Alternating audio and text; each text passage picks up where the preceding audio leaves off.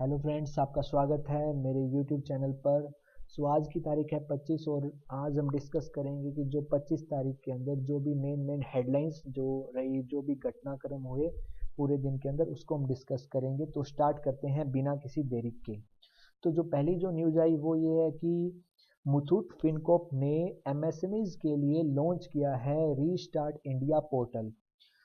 तो केरल स्थित जो नॉन बैंकिंग फाइनेंशियल कंपनी जो है मुथूट फिनकॉर्प द्वारा रीस्टार्ट इंडिया नामक पोर्टल लॉन्च किया गया है। एग्जाम में अगर ये क्वेश्चन पूछे कि किसने रीस्टार्ट इंडिया नामक पोर्टल लॉन्च किया, तो एक एनबीएफसी कंपनी मुथूट फिनकॉर्प द्वारा ये रीस्टार्ट इंडिया नामक पोर्टल लॉन्च किया गया। किस किस लिए लॉन्च किया गया? ये इसलिए लॉन्च किया गया, यह पोर्टल देश भर में सूक्ष्म लघु और मध्यम उद्योगों एमएसएमई क्षेत्र के व्यवसायों को फिर से शुरू करने के लिए लॉन्च किया गया। जो कोरोना की वजह से जो एमएसएमई जो बर्बाद हो रहे हैं, उनको फिर से शुरू करने के लिए मुथूट फिनकॉर्प ने रीस्टार्ट इंडिया नामक पोर्टल लॉन्च किया है। पोर्टल बड़ी संख्या में महिला उद्यमियों के सामने आने वाली समस्याओं का समाधान तलाशने के साथ साथ लघु और सूक्ष्म उद्यमों पर प्रमुखता से ध्यान केंद्रित करेगा। ठीक है। मुथूट फिनकॉर्प और आईएनके टॉक्स सलाहकार सहयोग के लिए एक स्वतंत्र एवं खुला मंच है। ठीक है।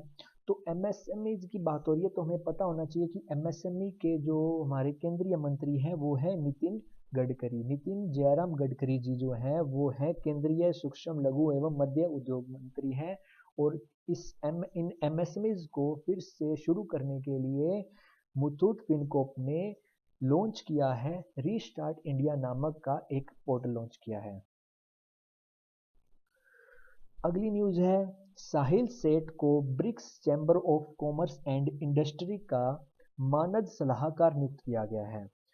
तो ये कह रहा है कि साहिल सेठ जी को BRICS chamber of commerce and industry के युवा नेताओं की संचालन समिति का मानद सलाहकार नियुक्त किया गया है। अगर एग्जाम में अगर क्वेश्चन आए कि BRICS chamber of commerce and industry का मानद सलाहकार किसे नियुक्त किया गया है, साहिल सेठ को नियुक्त किया गया है। साहिल सेठ को क्या किया गया है? BRICS chamber of commerce and industry का मानद सलाहकार नियुक्त किया गया है। उनकी नियुक्ति 2020 से 23 की अवधि के लिए की गई है। जो सेठ जी जो थे वो वर्तमान में मुंबई सीमा शुल्क में उपायुक्त के पद पर कार्यरत थे।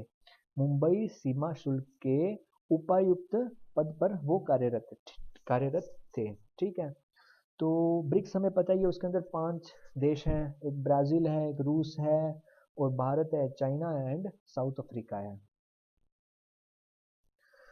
अगली न्यूज जो आई वो है, टाटा एआईए लाइफ लिमिटेड ने अपना नया एमडी और सीईओ नियुक्त किया है। किससे नियुक्त किया है? नवीन ताहिलानी को। नवीन ताहिलानी को टाटा एआई लाइफ लिमिटेड ने नियुक्त किया है अपना एमडी और सीईओ। नवीन ताहिलानी को टाटा एआईए लाइफ लिमिटेड द्वारा अपना प्रबंध निदेशक और मुख्य कार्यकारी अधिकारी सीईओ नियुक्त किया गया है। वह वर्तमान में जो सीईओ थे ऋषि श्रीवास्तव थे, उनका वो पदभार ग्रहण करेंगे। ठीक है। तो टाटा एआई लाइफ लिमिटेड ने नवीन ताहिलानी को नियुक्त किया है अपना एमडी और सीईओ। अपना एमडी, और अपने पेपर में अगर क्वेश्चन आए कि टाटा एआई लाइफ लिमिटेड के एमडी और सीईओ का नाम क्या है? नवीन ताहिलानी। अगली जो न्यूज है वो है, अडानी पोर्ट्स ने विज्ञान आधारित लक्ष्य पहल एसबीटीआई पर हस्ताक्षर किए हैं। साइंस बेस्ड टारगेट इनिशिएटिव पर हस्ताक्षर किए हैं। किसने? अडानी पोर्ट्स ने किए हैं। ठीक है। Adani ports and special economic zone limited APSEZ ने क्या किया है? विज्ञान आधारित लक्ष्य पहल एसबीटीआई पर हस्ताक्षर करने वाला पहला भारतीय बंदरगाह बन गया है। अगर एग्जाम में क्वेश्चन आ जाए कि भारत का पहला भारतीय बंदरगाह कौन सा बना है जिसने एसबीटीआई साइंस बेस्ड टारगेट इनिशिएटिव पर हस्ताक्षर किए हैं, तो पहला बंदरगाह उसका नाम क्या है? APSEZ Adani ports and special economic zone limited, ठीक है। एसबीटीआई पर हस्ताक्षर करने के बाद एपीएसईजेड ने अपनी संपूर्ण मूल्य श्रृंखला में विज्ञान आधारित उत्सर्जन में कमी करने के लक्ष्य के प्रति प्रतिबद्धता जताई है। ये लक्ष्य पूर्व औद्योगिक लेवल से 1.5 डिग्री सेल्सियस से अधिक ग्लोबल वार्मिंग रखने के अनुरूप होंगे, ठीक है। तो हमें याद रखना क्या है, ये यही याद रखना है कि एपीएसईजेड के जो मुख्य कार्यकारी अधिकारी जो हैं वो सीईओ हैं, वो है करण अडानी जी। करण अडानी जी जो हैं, करण अडानी जी जो हैं वो क्या है, Adani ports and special economic zone APSEZ जो पहला बंदरगाह बन गया है एसबीटीआई पर हस्ताक्षर करने वाले, उसके क्या हैं, मुख्य कार्यकारी अधिकारी करण अडानी हैं। श्रीलंका की गेंदबाज, एक महिला गेंदबाज ऑलराउंडर श्रीपली वीराकोडी ने तत्काल प्रभाव से अंतर्राष्ट्रीय क्रिकेट से संन्यास लेने की घोषणा कर दी है। श्रीपली वीराकोडी ने इंटरनेशनल क्रिकेट से रिटायरमेंट का ऐलान कर दिया है। उन्होंने 2006 के अंदर डेब्यू किया था, जिनका नाम क्या है, श्रीलंका की जो ये गेंदबाज ऑलराउंडर का नाम क्या है, श्रीपली वीराकोडी। ये नाम याद रखना है, थोड़ा डिफरेंट नेम है, लेकिन 5-6 बार इसको अगर हम रिपीट करेंगे तो याद रह जाएगा कि अभी हाल ही अगर एग्जाम में क्वेश्चन आ जाए कि हाल ही में किसने, एक श्रीलंका की एक गेंदबाज जिन्होंने हाल ही में संन्यास की घोषणा कर दी है, जिनका नाम क्या था, तो उनका नाम हमें याद रखना चाहिए। श्री पहले है, फिर उसके बाद पली है, श्रीपली, फिर उसके बाद वीराकोडी। श्रीपली वीराकोडी ने अंतर्राष्ट्रीय क्रिकेट से संन्यास लेने की घोषणा कर दी है। उन्होंने 89 अंतर्राष्ट्रीय वनडे मैच खेले थे, 89, और 58 टी20 मैच उन्होंने खेले थे, ठीक है। सो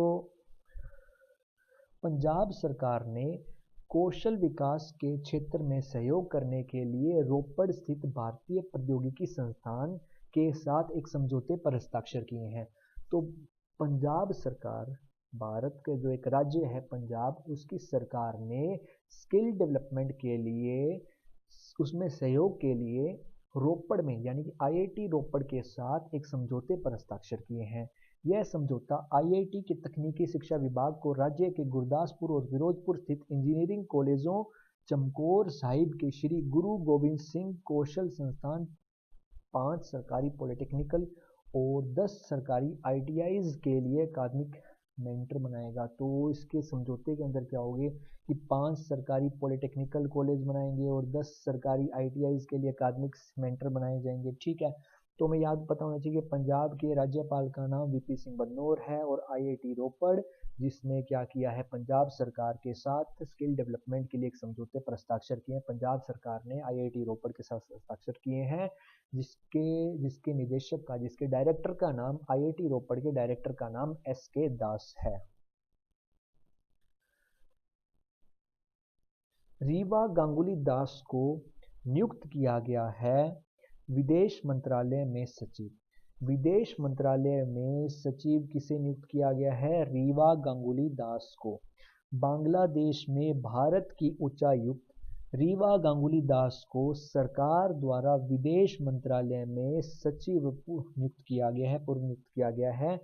वह विजय ठाकुर सिंह का स्थान लेंगे। अभी उन्हें नियुक्त किया गया, जो 30 सितंबर को रिटायर होंगे, तो उनका स्थान लेंगे, ठीक है। कौन लेंगी, रीवा गांगुली दास। तो अगर पेपर में क्वेश्चन है विदेश मंत्रालय में सचिव कौन होंगी, अब रीवा गांगुली दास। वो क्या थी, पहले बांग्लादेश में क्या थी, उच्चायुक्ति। रीवा गांगुली दास को सरकार द्वारा विदेश मंत्रालय में सचिव नियुक्त किया गया है, जो 30 सितंबर को स्थान लेंगी।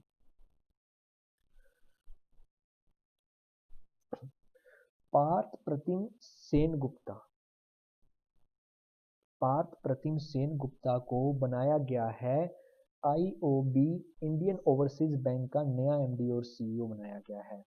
तो पार्थ प्रतिम सेन गुप्ता को क्या बनाया गया है, एमडी और सीईओ बनाया गया है भारत सरकार द्वारा।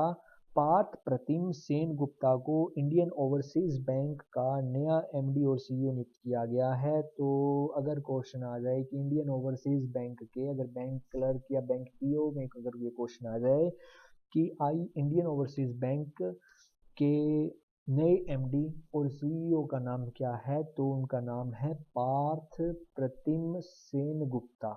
पार्थ प्रतिम सेनगुप्ता इंडियन ओवरसीज बैंक के एमडी भी हैं और सीईओ भी हैं। वो क्या है, वह जो है कर्णम शेखर का स्थान लेंगे, कर्णम शेखर का स्थान लेंगे, जो 30 जून 2020 को आईओबी के एमडी और सीईओ पद से सेवानिवृत्त होंगे। ठीक है।